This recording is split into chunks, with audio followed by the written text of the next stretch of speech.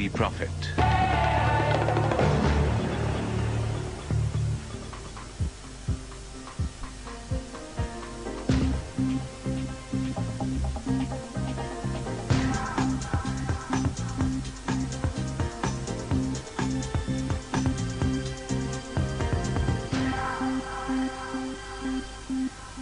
With multiplexes mushrooming across India at almost breathtaking speed, it's hard to believe that it wasn't so long ago that the Indian cinema industry was almost in its death throes. The 80s were a bad decade, movies were bad, audiences were dropping, and by the early 90s came the competition from satellite television. So if it hadn't been for the enterprise of a young man from Delhi who brought to India its first multiplex cinema, we would perhaps not have seen the Indian cinema industry catch up so quickly with the modern world. India Inc. brings you this week the story of Ajay Bijli and his PVR company.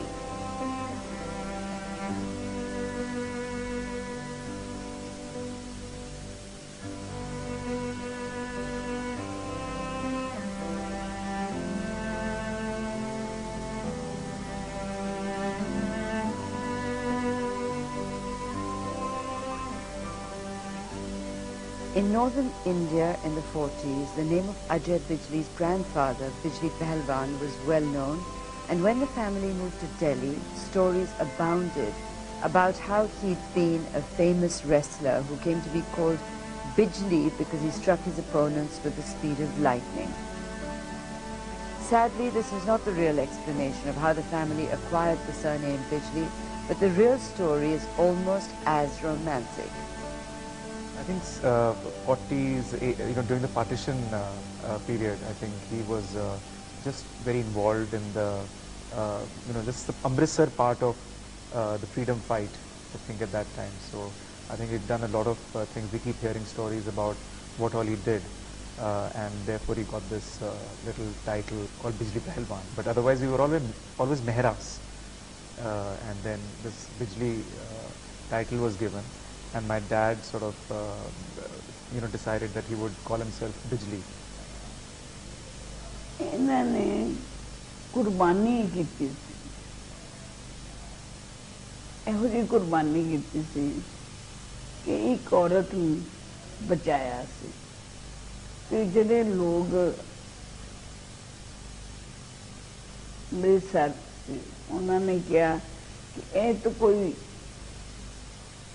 की चीज़ है उन्होंने नाम तां बिजली पहलवान पिया alive बिजली पहलवान कहते ना उन्होंने तां ना पिया वैसे ना साईं दास है ते ओ फसाद दंगे उस वेले होए सी नहीं वो तो है 1947 जो है ना उस तो पहला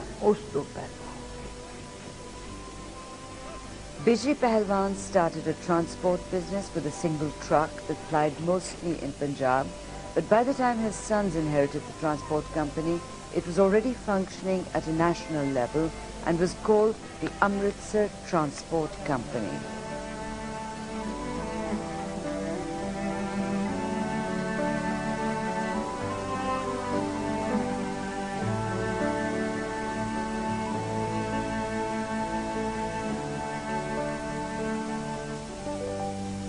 So what did your father do then when he came to Delhi? He was continuing with the transport business, but the trucking business had to be expanded.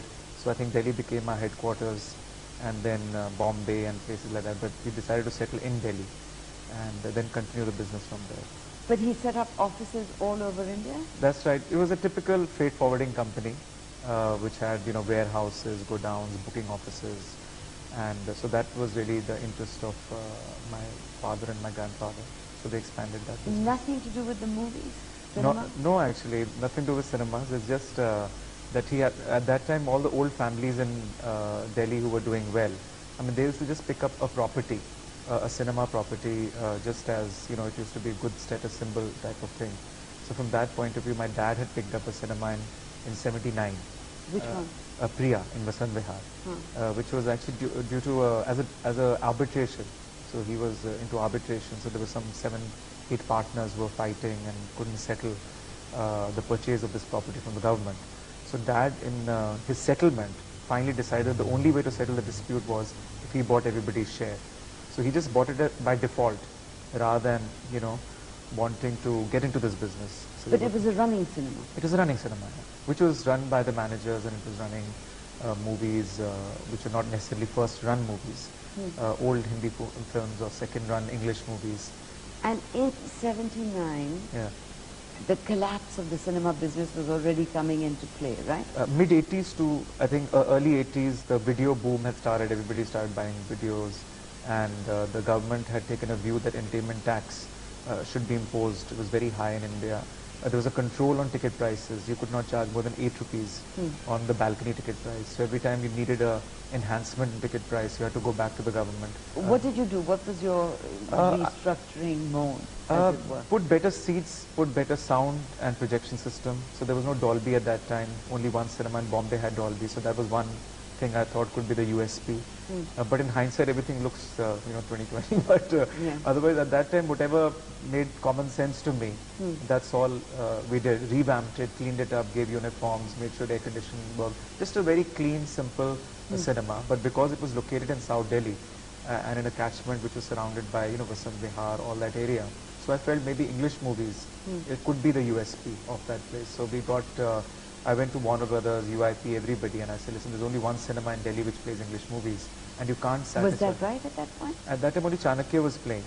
Even Archana had been closed, and it was, something was, they were building an office there or something. So I said, 52 weeks, but you have like 100 movies which come every year. So, you need another house. So simultaneously, as I was renovating, I was also, negotiating with them if I could get all the new English movies. So that I thought could be the USP. And luckily by 91 we opened the cinema, and it did very well, and people liked the whole experience. I only spent about a year in the transport business, and during that time Ajay was obviously looking at doing a joint venture with Village Roadshow from Australia, and that's the time that I had joined. So it was very initial, so both of us were very excited about this new venture. And that's the time I joined and went to Australia to train with Village Roadshow for a few months. What sort of training was involved? It was very hands-on, actually. I was sent to a place called Hobart in Tasmania, which is a small island off mainland Australia. And there's nothing to do but work there because it's so, isolated, that place. So it was very hands-on. I was working in one of their theatres, village theatres, selling tickets, selling popcorn, trying to sell Pepsi. I was actually spilling Pepsi all over. And ushering and all of that, and yeah, all of that. I mean, it was a the training was basically modules. One of the modules was obviously serving customers, and then there was a lot of training going on at the back office in the management section of the business as well. So I did all of that.